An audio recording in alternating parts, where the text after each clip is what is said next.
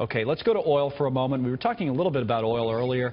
It did fall today by about 1%. OPEC reported its September oil output was at an 8-year high. And while motorists, again, have saved money at the pump thanks to the low gas prices, they may now be paying more to heat their home over the winter. So we're going to talk about that and how else these low prices impact oil and production in the U.S. with Charles Drevna. Charles joins us now from Fueling U.S. Forward, or he's the CEO and president. It's good to see you. Maybe you could start with an explanation, because people listening, I gave this as a tease, and then I'm asking you right off the bat, say, boy, we had lower oil prices, meaning lower gas prices. We're doing better at the pump, and now we come out and tell you that you might be paying more to heat your home this winter. Why is that? Well, first of all, thanks for having me, Colonel. But I think the salient point here is there was an article, I know there was an article in the Wall Street Journal about that very thing, that we're not producing as much of the oil, so we're not producing as much of the gas, so it's going to be potentially a shortage. Now that you can argue which factors leading to production of natural gas and oil.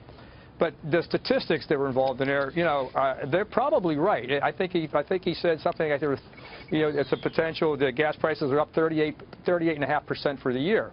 Mm-hmm. Now the question you have to ask, though, is up from what? Before we had hydraulic fracturing, prices were here and we had volatility. Right. The volatility today, because of hydraulic fracturing and the innovation and ingenuity of American oil and gas producers, it's down here. So that 38.5% is sort of, and it's based upon the 2015 statistics, which were very, very low because gas prices were way, way low. So yes, is it up?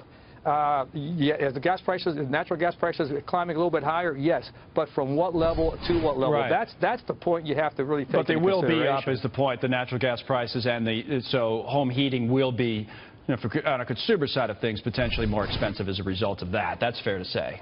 Potentially more expensive in 2016 than it was in 2015. Right, but not on way lower than it has been historically. On a historical basis. Now, if you look at gas drilling activity, I have some numbers here that I'll just read them to you because I think they're somewhat startling, because there were 94 rigs drilling gas wells in the U.S. last week.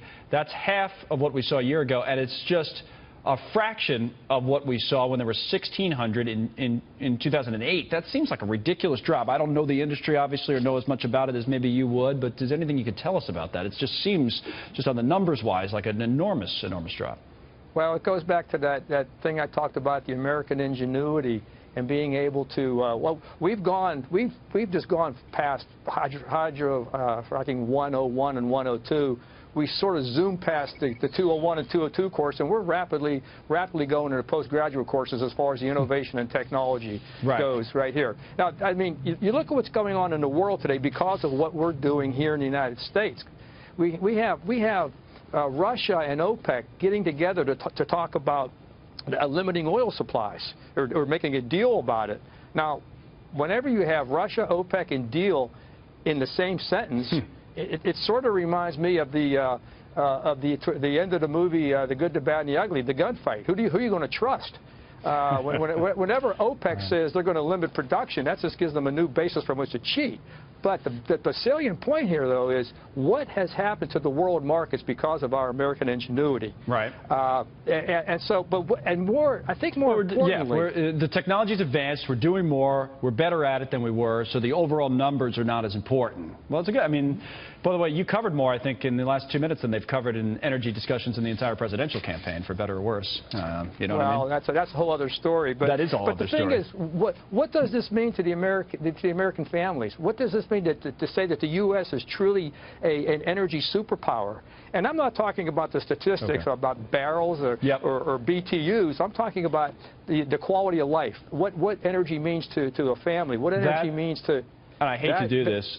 We would have to take up at another time, and that's just because of, speaking of the election, some breaking news out of Florida. Thank you, sir. Charles Drevna. I really appreciate it, though.